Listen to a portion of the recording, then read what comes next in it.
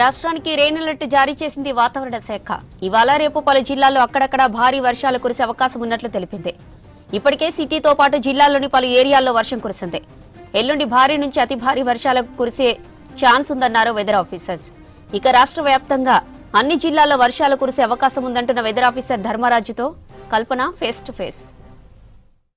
తెలంగాణ రాష్ట్రం మీద రుతుపవన ద్రోణి కొనసాగుతుంది. దీంతో రాష్ట్ర వ్యాప్తంగా మనకు విస్తారంగా వర్షాలు కురుస్తూ ఉన్నాయి. గత 2 రోజుల నుంచి కూడా చూస్తూ ఉన్నాం. ఇక నిన్న కూడా మనకు దాదాపు ఒక కుండపోత వర్షం అని చెప్పుకోవచ్చు. ఇటు హైదరాబాద్తో పాటు పలు జిల్లాల్లో కూడా మనకు భారీ వర్షం నమోదైంది. మరి నిన్న ఎక్కడెక్కడ ఎంత వర్షపాతం నమోదైంది, దాంతోపాటు వచ్చే 2-3 రోజుల పాటు వాతావరణం ఏ విధంగా ఉండే అవకాశం ఉంది, దాంతోపాటు వర్షాలు ఎట్లాంటి భారీ వర్షాలకు ఏమైనా ఛాన్స్ ఉందా లేదా తెలుసుకుందాం. మరి మనతో పాటు వాతావరణ శాఖ సీనియర్ అధికారి ధర్మరాజు గారు ఉన్నారు. ఒకసారి వారితో మాట్లాడదాం.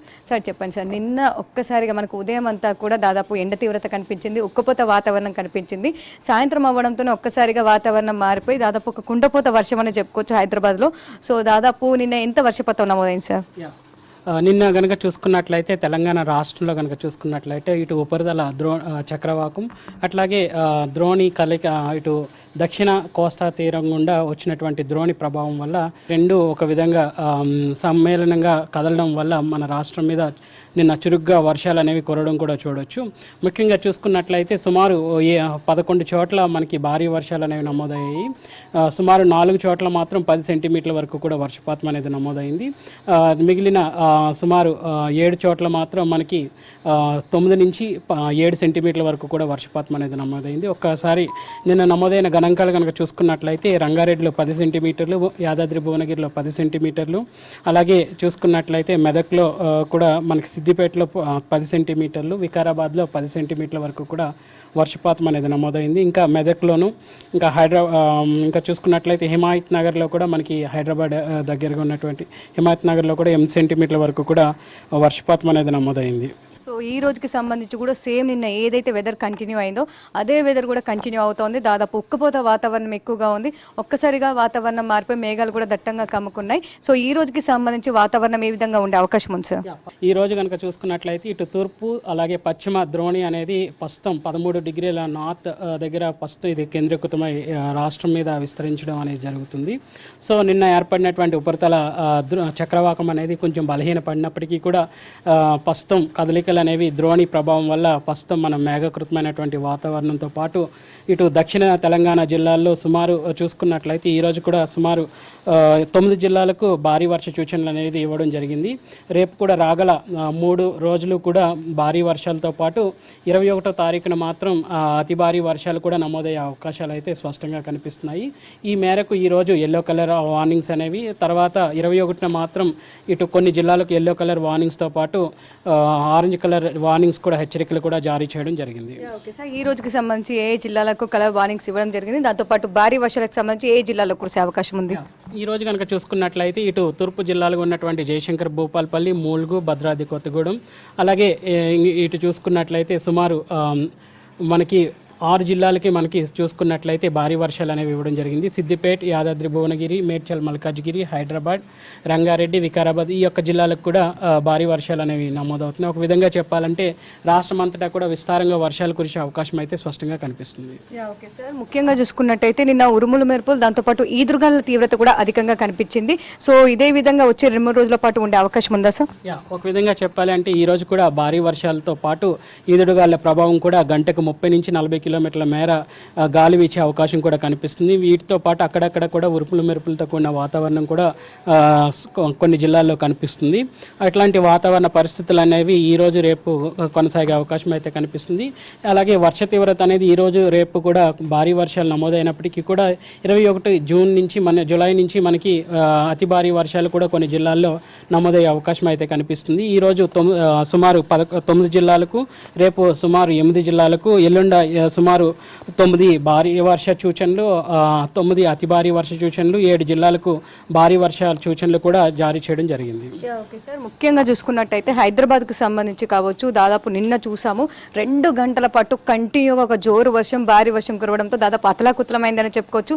చాలా వరకు లోతట్టు ప్రాంతాలు కూడా జలమలం అయ్యాయి. సో ఈ రోజుకి సంబంధించి కావచ్చు హైదరాబాద్కి ఎట్లాంటి అలర్ట్స్ ఇవ్వడం జరిగింది, దాంతోపాటు అధికారులకు ఎట్లాంటి హెచ్చరికలు జారీ చేశారు? స్పష్టంగా కనుక చూసుకున్నట్లయితే ప్రతి 3 గంటలకు వర్ష తీవ్రతను తీరికను బట్టి ప్రతి 3 గంటలకు ఈ యొక్క వార్నింగ్స్ అనేవి హెచ్చరికలు అనేవి జారీ చేయడం జరుగుతుంది.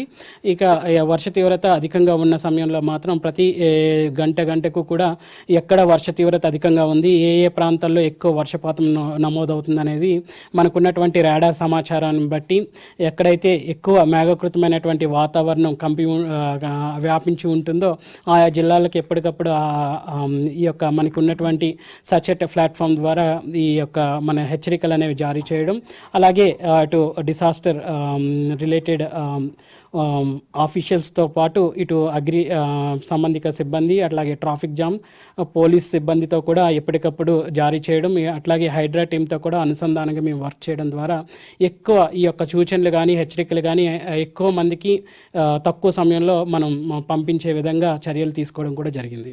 ఓకే సార్, ముఖ్యంగా చూసుకున్నట్టయితే ప్రజెంట్ ఒక్కసారిగా వెదర్ అయితే మారిపోయింది. రాబోయే 3-4 గంటల పాటు కూడా వాతావరణం ఏ విధంగా ఉండే అవకాశం ఉంది సార్? ప్రస్తుతం కనుక చూసుకున్నట్లయితే రాడార్ పిక్చర్లో కనుక చూసుకున్నట్లయితే మళ్ళీ మేఘాకృతమైనటువంటి వాతావరణం, చిన్న చిన్న మేఘాలు అనేవి మన సిటీ మొత్తం కూడా వ్యాపించి ఉన్నాయి.